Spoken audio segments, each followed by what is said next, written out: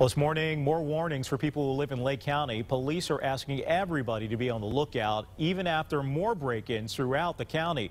It's a story that News Channel 5 assignment editor Cedra Mayfield has been following overnight. So, Cedra, what's the latest? Well, Mike, it seems to be a growing trend. More and more break-ins continue to happen in Lake County. Several more just reported in Eastlake and Willoughby. Now, over the weekend, officers in both cities posted to the department's Facebook pages that despite warnings from police, the thieves aren't slowing down one bit. And Eastlake officers are seeing even more daytime break-ins, with many of the crooks entering homes through windows by removing air conditioning units. That's exactly what happened Saturday in Willoughby when someone broke into a home on the 38,000 block of Adkins Road just off of Lost Nation.